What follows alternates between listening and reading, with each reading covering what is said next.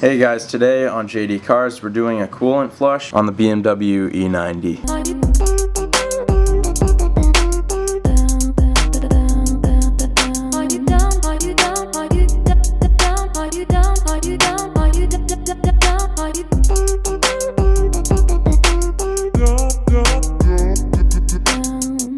So first things first, let's go ahead and put it up on jack stands.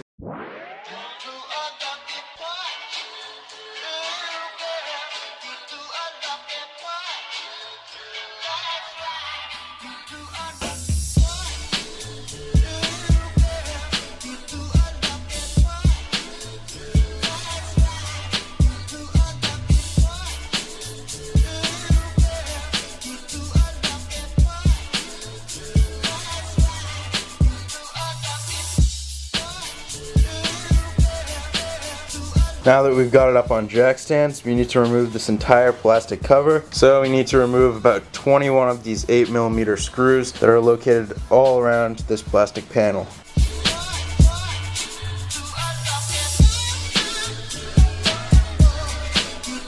Hold this in place, get it out of the way, and drop it down.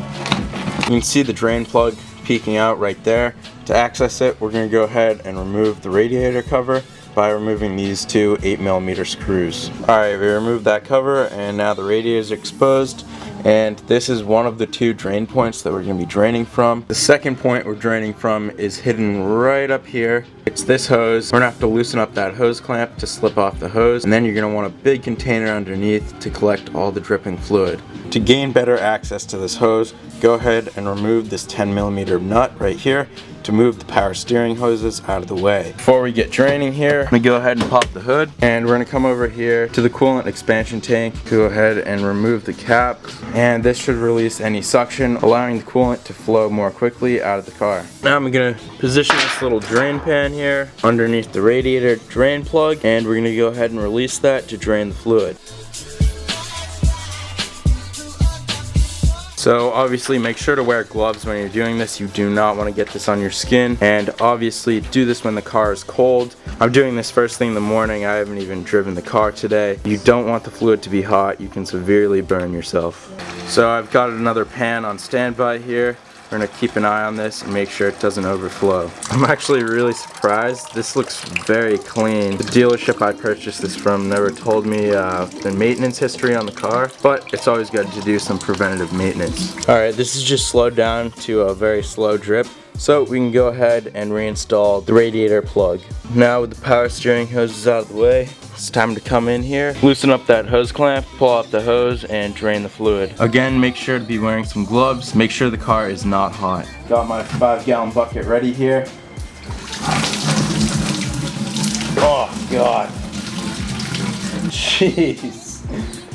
Well, I certainly wasn't prepared for that one. That was quite a bit of a mess. I cleaned it up with a towel here. It's not a big deal, but just be ready for it, because once you take that hose off, it's coming out really quick. Once this is finished draining, we can go ahead and reinstall the hose. Got the hose back on there, as well as the hose clamp, and we also bolted back on the power steering hose. At this point, I would recommend filling the system with distilled water, running it with the heat on full, and flushing out the system. Then you just repeat the same process of removing that drain plug and the hose to remove the contaminated water. However, given the clarity of my coolant here, I'm going to skip that step. The dealership would not disclose to me the service history of the car due to some privacy policy, so I really don't know what has been done to the car recently. But given how clean this coolant is, I'm guessing they did a coolant flush a couple thousand miles ago. Again, it's always good to do some preventative maintenance. So now I'm going to go ahead and reinstall the radiator cover as well as the bottom panel here. Alright, with both the plastic panels reinstalled, we can go ahead and take it off the jack stands. Now it's time to add our coolant. I'm using Xerox G05 formula, and this is the concentrate, so we're going to add in this 1 gallon, and then we're going to add a gallon of distilled water. Once you've poured in the coolant, we're going to go ahead and add 1 gallon of distilled water. It can't be tap water, it needs to be distilled with nothing but pure water. I also forgot to mention that during this process you do want to remove your bleeder screw. Once you've added as much water as possible, go ahead and reinstall the bleeder screw and reinstall the fill cap.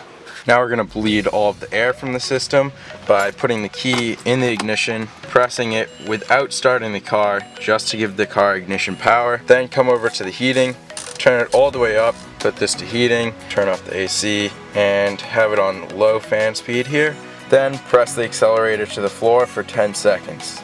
I just heard all the fluid rush through the lines here, and it's begun the bleeding process. This takes about 12 minutes. Once it's complete, go ahead and remove the cap and top off your fluid and make sure there's no leaks. So if you're doing this process and your coolant was really dirty, you can do this with distilled water just to flush out the system and then repeat it again with the new coolant. However, again, my coolant was really clean, so I don't feel it's necessary to do that this time. Alright, it's been 12 minutes. I've heard the fluid pass by several times and the bleeding process is complete. I turned off the ignition and now we can go ahead and check out the level of the coolant.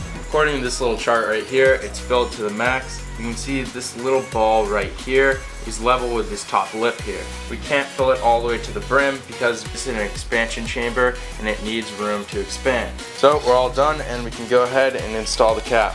Now I'm just going to let it idle, warm up, and make sure it's at normal operating temperature. I hope you guys enjoyed this video. Please leave a like below and subscribe if you've yet to do so. Thanks guys, I'll see you next time on JD Cars.